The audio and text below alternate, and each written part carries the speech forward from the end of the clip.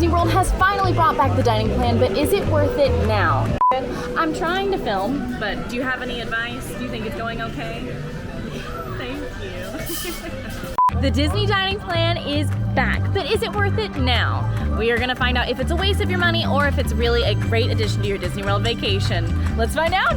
The Disney dining plan is back, baby. It's been a few years since we've been able to use this prepaid dining plan around Disney World, so today we're gonna find out the full lesson of what it is, what to expect when you're using it, and if we think it's worth it, because spoiler, it might not be. And also, as we're starting today, I do have on the cutest little style shirt. I really love it. It says here for the snacks, and honestly, I don't really always love those shirts, but I think this one is super cute. If you want to see more outfits just like it, you can go check out AllEars Style right now on Instagram. So what is the Disney dining plan? If you don't know, this is essentially a service that lets you kind of prepay for some of your food in Disney World. Now, it used to be a lot bigger. It was a really huge thing. It's been gone since the pandemic, but it's finally back starting literally today. So let's kind of talk about what it is and what you can expect from it. So the Disney dining plan is actually an optional add-on package to your Disney World vacation package. Lets you prepay for meals and snacks, but it's really something that resort guests are able to do and non-resort guests cannot do.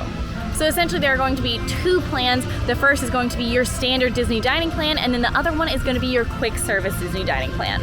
So in that standard Disney dining plan, everyone in the travel party is going to get one table service meal per night, one quick service meal per night, and a snack / non-alcoholic beverage drink per night with a part of their package. And each person actually gets one resort refillable mug and drink. Meals and snacks can be redeemed at any time of the day, so it's really pretty flexible in that area. Beverages are included with your meal. It actually can be a non-alcoholic beverage or an alcoholic beverage if you're 21, of course. Now, restrictions do apply. It's going to depend on the restaurant which alcoholic beverages they have available to you.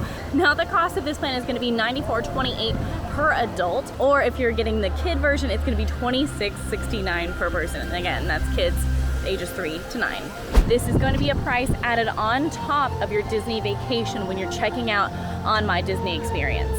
You also have the quick service Disney dining plan. So with this dining plan, you're actually gonna get everyone in your party 2 quick service meals per day and a snack or non-alcoholic drink per day. And of course, you do get those refillable mugs too. The same rules for beverages apply as the table service, but this one is gonna be a little bit cheaper. This one is $57.01 per adult and $23.83 per child. Now, because these plans prepay your food, it's actually pretty nice, it's convenient, but is it worth it? We're testing it. I actually have a reporter with me today. We have 2 Disney dining plans, so we can put it a little bit extra to the test and see if it's, you know, worth it. How does the dining plan work? Well, let's get into it. We're about to test it and we're gonna find out. Basically, you're gonna be prepaying your food. That is the whole point of the dining plan, is you can just kind of prepay for some of your meals, so that way you don't have to do it when you're here in Disney World and worry about that credit card bill on your way home, which is frankly what I do a lot. So for each night of your reservation, and depending on how many nights you're staying, you're gonna be allotted a number of credits.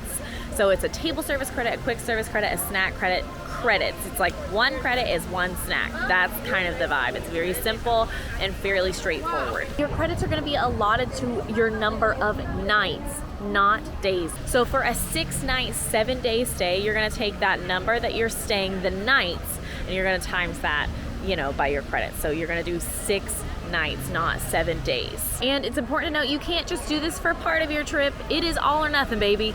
If you're gonna be here for 6 nights, you're getting 6 nights of dining plan. So what you're gonna do to use these credits is actually pretty simple. You're gonna take your Magic Band or your Disney Resort ID. You're gonna go to a restaurant, a kiosk, anywhere that you're gonna get your snacks or your dining or your credit, and then you're just gonna tap, and it's gonna take it off, and then you're gonna open your app, and boom, you're gonna see that it was gone. It's really super simple. Now, you are gonna need a PIN number that you're gonna set up in the My Disney Experience app. Luckily, I did remember mine, and you're gonna need to remember yours, so make it something that you can easily remember. Now, one thing that is really, really, really important to note is you're actually gonna have access to your credits until midnight on the day that you check out. So even once you've left your resort, if you still have some credits, make sure to use them or you're gonna lose them. One thing I used to do is when we were kids and we would use the dining plan, if we had any leftover snack credits, we would get a lot of those pre-packaged kind of mini cookies or mini snacks and take them on the airplane with us, because we've already paid for them, so you might as well use that credit. Now to start using your dining plan, it's actually going to happen on your day of check-in, and you can check in even well before 3. You can do it in person or on the app, and as soon as you're checked in, you're good to go, and you can start seeing those credits on the My Disney Experience app and start using them right away, even if your room isn't ready. So for example, today my room isn't ready until 3, but I did come for breakfast to Garden Grill, which is where we're going to head now. So to keep talking about how the dining plan works and what that's going to look like for you, we are actually here at Garden Grill for breakfast to put it to the test for that table service credit, which I just like going to Garden Grill. So overall, this is a big win. Experiment and fun dining.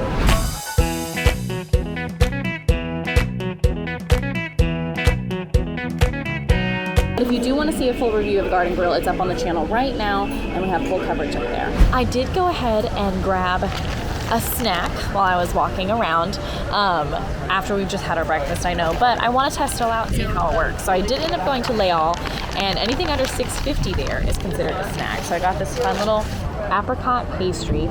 So now that we've had our character meal, which is actually a pretty decent bang for your buck, so it was $47 for breakfast and then $62 for dinner over at Garden Grill. I got to use 1 table service credit for that. So if you're wondering how do you keep track of your credits, this is actually really, really easy, and I have really enjoyed figuring this out because I was worried it would be a little bit more complicated, but it's truly not. So what you're going to do is you're going to go into your My Disney Experience app and you're going to hit your hotel resort. You're going to scroll down and then you're going to see a little button that says dining plan. It's right below where your room number should be, and then you're just going to click that and it's going to tell you what is left and what's available. It's really, really nice because the credit balances kind of help you have an idea of what it looks like after you've had that first meal or after you've had that first snack, what is left. They also show you your history, so that way if you don't know quite what you've done or you can't remember like when did I use that snack, it shows that history there. If anything is wrong, do not stress out. That is an easy fix. What you're going to do is you're just going to go to guest relations and they're going to take good care of you, because if you have your history and you know what you've already had, or if something you know you've paid for and it's just not showing up, give it a little bit of time, but guest relations, they're really going to help you. If you're still at the restaurant and you notice something's weird, just talk to your server. For me, when I first was checking out, he took a phone, tapped my band while I was sitting at the table. I typed in my PIN, and then it looked a little wonky to me at first because when he brought the receipt out for me to add a tip on my card, it showed the prices of the meal, and I was scared that I was paying for it rather than using a table service. And he said, no, don't worry, just write your gratuity, and then what you're going to do is I'm going to take it back, I'm going to take off the dining plan, and then the gratuity will add to your card separately. Any of the cast members at your resort can help you do that. When it comes to quick services, I did go ahead and ask some cast members some questions so that way you guys don't have to. Now you can take a table service credit and you can turn it into a quick service credit. So if you know that you don't want to go to a table service or you just didn't have enough, you can use it instead of sitting down. You can use it at a quick service. Now I don't really recommend that. If you paid for the table service, it's more expensive. You might as well get as much money as you can. But if you realize like you're not feeling your best, you just don't want to go to that table service, cancel it, and you can use it for a quick service at your resort or wherever you're at. Whatever's convenient for you and whatever you're comfortable doing. Again, not really my recommendation, but it's your trip, and if that's what you want, that's what you should do. What about kids on the dining plan? What does that look like? Kids under the age of 2 do not need a park ticket if you didn't already know, and so because of that, they're also not going to need the dining plan either. They can just kind of pick off your plate. They cannot get their own plate, but they can just kind of pick, and they don't need the dining plan. That's not required. At buffets, all kids under 3 can actually eat off of your plate, and they can have their own plate. And then at all other restaurants, not buffet, they can eat off of your plate as well. So they also don't require that dining plan. Now, some people actually do want to add on a dining plan for their kiddos. They might just eat more. They just want to make sure that they get that food. Now, what I will say is to buy the dining plan, as we've already talked about, you buy it through that vacation package, which means that you're going to have to buy tickets for your little one as well. So for that kiddo under 2, you don't really want to buy that dining plan because that means you would have to buy them a park ticket as well, and then it's just going to get a little bit crazier. Again, kiddos under 2, just let them eat off your plate. It's just probably not the best financial decision unless you know that your kid absolutely needs a full meal, and that's totally for you to decide, but definitely not recommended on our end. Another thing I will say is if you want your kiddos to have your own meals, you probably are better off just paying for it out of pocket. That's going to make a lot more financial sense. Right now, the Disney dining plan is a little bit expensive for what you're getting, but when it comes to kids who don't eat a ton because of their age, definitely just consider paying out of pocket. Another thing that I did ask about is, can you buy a kids meal with your adult quick service dining plan? The answer to that so far from what I've heard from cast members is no, you cannot. The system has it set up two different ways: a kids quick service meal and adults quick service meal. They are not the same, and so for right now, according to the cast members I talked to, you cannot switch those credits. However, that being said, it's day one. You should always, if that's something you really, really want to do, you just would rather have a kids meal, make sure to ask a cast member before you're checking out. They can help you out, and that could change. Even if that's not 100% accurate in a week, that could change. Disney is always changing, especially after day one of things, so just make sure to ask before you do anything. Okay, so we made our way over to the Magic Kingdom resort area. So we're gonna grab our resort mugs, and then we're gonna talk about pros and cons, how easy it is, things that maybe have changed since the last time you might have used it, and if you should grab it for your next vacation. So I am actually doing a little bit of an experiment right here to see if I can get my resort mug at a resort that I am not staying at. I think the answer is going to be yes, but we're going to find out, because I'm technically not staying here at Grand Floridian despite my wishes. Okay, so you can get it at not your official resort, which makes complete sense. It's just on your dining plan. It's not necessarily per resort, and they have the same resort mugs across the different resorts. I really, really like this because if you're anything like me and you're doing the park before you go to your resort, it's really nice to know that if you get thirsty and you really want a Coke, you can get on the monorail and just go to Grand Floridian, get one that you've already paid for with a mug you've already paid for, and then go back and not waste your money or your snack credits on a Coke or a soda. So really, really excited about this. You also can use this for your coffees and things in the morning when they have the self-serve Joffrey's coffees. I know they do that at a lot of the big quick service dining locations for breakfast. So that's very, very nice. It's just a great way to save money, and I personally love collecting these. I have a ridiculous amount of these, and my husband will be disappointed when I bring home another. But you know what? I'm thrilled. I'm super excited to have it. So now that we have our drink, which I would also like to say this was also super easy to grab. It was the exact same situation with the snack and with the table service. I just tapped my Magic Band, I typed in my PIN, and then it was handled and it was done. And it's there on the app. Let's talk about which plan you should buy.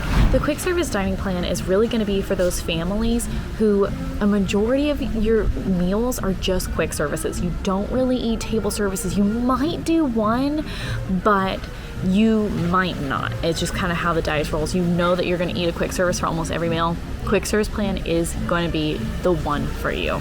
A good example of just like how to kind of encompass how many meals you're getting. If you're doing a 4-night Disney stay, you're going to get 8 quick service meals. I think that that's worth it. I know that I would eat it. You get 4 snacks. You're going to get 1 refillable resort mug a day, and that's per person. So I think that that's really, really worth it. And just honestly for the convenience. The second option is that table service, the standard dining plan. This one is for those families who you're going to eat at least 1 table service. Probably more. If you're anything like me and my crew, when we're here and we're spending a lot of money, we love having table service. We love doing brunches and breakfast and lunch and dinner anytime we can, because that's something that we really like and value. So this would make sense for people who want to do that and who want to do all of the different table service restaurants. If you do a 4-night stay, you're going to get your refillable resort mug, 4 snacks, and then 4 of those table service credits. I think that that's really worth it. I'm making sure to include totals here, mainly because you can use the dining plan as freely as you want to. So if you want to do a breakfast in the morning and a dinner at night, and then do quick service the rest of your time, you can. I mean, it's completely flexible. It's better to focus on the total of your credits rather than going day by day, so that way your plans can match what you value. Now, one of the reasons we did come over to Grand Floridian rather than just going straight to our resort is because I want to find out how the new dining plan is going to impact lounges, because supposedly it will, and I am very interested in that. And Enchanted Rose is one of our favorites, so I think let's head upstairs and find out what we can about how the lounges are going to be involved in the Disney dining plan.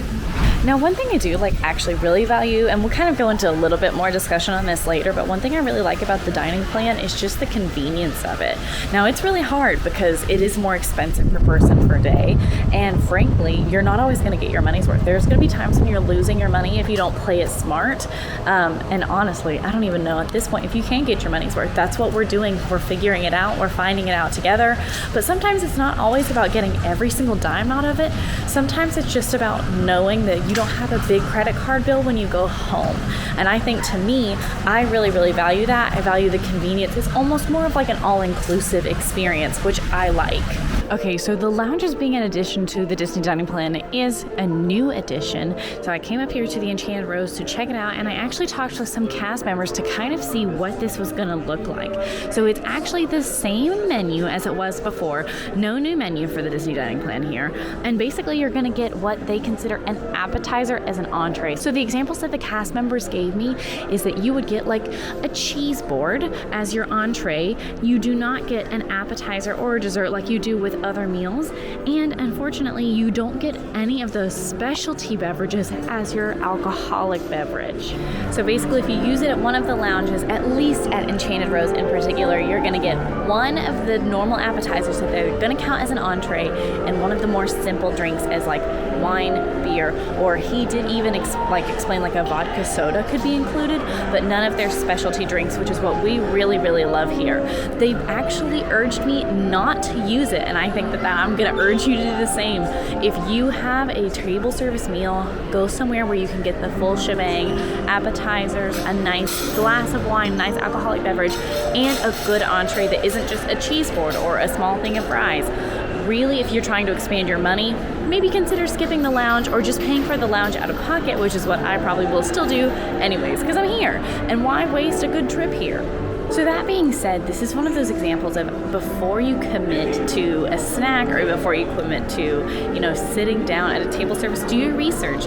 Before you sit down in a lounge, ask questions, because at the end of the day, if you want to make sure that you're maximizing what you're paying for, ask questions. It's your money. You should never worry about asking questions. I know I ask an absurd amount of questions all the time because I want to know, and I want to make sure I'm getting my biggest bang for my buck and really stretching my money as far as it will go. Now, I did ask them, is this all lounges? And they did say they cannot be 100% certain. Things can fluctuate, but for now, to their understanding, this is almost every lounge is going to be set up this way. So a few of those reminders that you probably want to keep in mind if you're going to be using your things here in Walt Disney World is at those quick service restaurants, most outdoor carts, and actually some of the merchandise locations, snacks are going to include a few different things that maybe I haven't said explicitly yet, so that's why I'm reminding you. It's going to be things like frozen ice cream, popsicles, or like a fruit bar, 2 scoops of hand-scooped ice cream, interesting, popcorn scoop in a single serving box, a piece of whole fruit, a single serving bag of snacks, which, like I was telling you earlier, we would grab those on our way out if we had snacks left over. You can get 20-ounce bottles of like Coca-Cola or Dasani, but we really don't recommend that. You have your resort refillable mug. Don't really waste it unless you just really are trying to get rid of those snack credits, which I do understand. You can also find the 20-ounce fountain sodas are going to count as a snack, coffee, hot chocolate, hot tea, milk juice, or even a cup of soup. You can also talk about toppings, add-ons, sauces, so like a side of cheese at Casey's Corner is going to kind of work as an example of that. Now, I'm total transparency. I think those are not the best use of your snacks if you are maximizing your budget. We highly recommend considering paying out of pocket for a lot of that stuff, because a whole piece of fruit is like a few dollars, and you can also get some snacks for $8. So there's just a give and take. There's some balance there. If you want an idea of the best snacks to buy, you can check out AllEars.net, the website. We have tons of stuff on the blog, tons of recommendations, and a lot of it is written down in a list for you. So that way it's a lot easier than us just reading a list to you right now. Now, another thing to remember is that a few items are not included in the DDP quick service dining plan. It's going to be items that are more than a single serving, like a box of donuts or even like a jar of peanut butter. Items like popcorn or drinks that are served in the souvenir containers, so like those specialty Figment popcorn buckets, that cause some chaos, that's not going to work for you. Items that are kind of considered merchandise, so like globe cubes, bottle straps, bottle toppers, stuff like that is not included, as well as special dining events offered at table service locations. If it's a specialty dining offer, it's not going to count, and I hate to be the one to tell you. Okay, we finally made it back to our room, and while we're here, I do want to just give a quick shout out to MEI Travel, one of our travel partners. If you ever need help when you're planning your Disney vacation, they are the best, and they're actually why we got to do this today. So it was really cool, and we really appreciate that from them. Another thing that we really love about them is they are actually hosting a dessert party on February 10th, and some of us are going to be there, and maybe you could be there, and maybe then we could be there all together. It's going to be at Epcot, and we are very excited, and if you want more information about that, you can find that in the link in the description below. One thing I do want to talk about a little bit is how did the dining plan change? So this is one thing that if you've used it in the past, there are a few changes. One of the main ones that we already talked about is that lounges are now included, although we don't necessarily know that that's the best bang for your buck. If that's something that you're prioritizing on your trip and you're curious about, that is included now. Another one is that there are some character dining meals that are actually going to cost 2 credits instead of 1, which is really not our favorite news, just because that means it might not be as good of a deal as it was in the past. So in the past, when the dining plan was around the first time, there were already some that cost 2 dining credits, table service credits rather than 1, and it was things like signature dining, Cinderella's royal table, be our guest, things like that were a little bit nicer, a little bit more of an exciting experience. They did cost 2. With this time back around in 2024, the dining plan, the 2 restaurants that were added to that list is Akershus over in Epcot, which that really stinks because that was a good kind of bang for your buck, and then Storybook Dining, where you can see Snow White and her dwarves and the Evil Queen. And they're going to require 2 credits now. It's just not going to be as good of a deal as it was in the past, but really not much that we can do about it. However, you can be aware of it and choose if you want to use those meals with your credits. So another major change that we've seen is that there used to be a lot more dining plans. We've talked about it today. There are only 2. There used to be 4 dining plan options. There's only 2. So really not as much variety, not as many options. And for now, the biggest change that we've seen so far is really just the pricing. In 2020, before the pandemic, the standard dining plan was about $78 and some change, and now it's about $94 and some change. So definitely a big price increase there. So the quick service dining plan right now is about $57. In the past, it was about $55-ish. So that one is not as big of a jump. So overall, do we think that it's worth it? Quincy, do you think it's worth it? No. The answer is sometimes no. And that's what's hard about this, is she's kind of right, but not completely right. So why no, Quincy? Tell us about it. I've never dining planned in my life. If you don't want to be told where you should eat while you're on your vacation, you should not get it, because the list is not that long. There's a very limited amount of restaurants on there, and what if you want to eat outside of that list? The dining plan will restrict you. And if you want good options for a smaller cost, I think my head's cut off. And if you want good options for a smaller cost, you shouldn't get it, because the dining plan, to make the most of it, you have to be really, really smart to really save money with it, when instead you could just budget smart and spend a lot less money than you would on the dining plan. If your kids are older than 10 but don't eat like adults, if your kid's older than 10, they have to get the adult credit, and sometimes they can't eat that much and it's not worth it. And then it's not worth it. Boom. Unless you want to eat the rest of their meal. That's fair. If you don't drink alcohol, it's also probably not worth the upcharge. Surprisingly, there's some yeses though. I can't, you please don't play Lion of Love right now for my favorite movie, Eurovision Song Contest. I'm trying to tell them if the dining plan is worth it, and we can't talk about Lemtoff right now.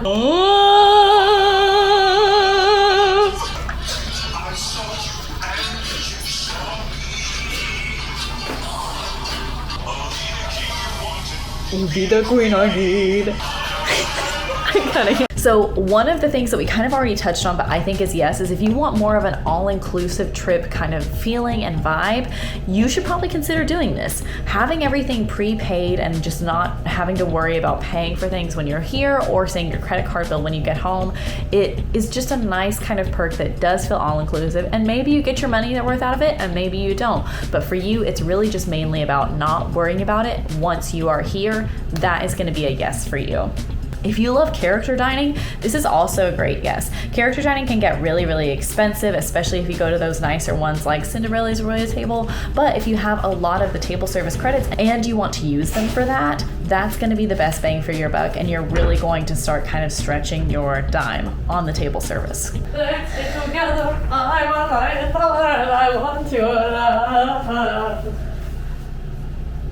Another reason you might want to say yes is that alcohol is a plus on your trip. So like for example, this morning we got to have a Bloody Mary with our breakfast and we didn't have to pay anything extra for it. But for us, we got a $16 drink, and some people maybe would have gotten just an ice water or a Coke if you're not drinking. So I think if you like alcohol, it's just kind of a nice plus up to your trip.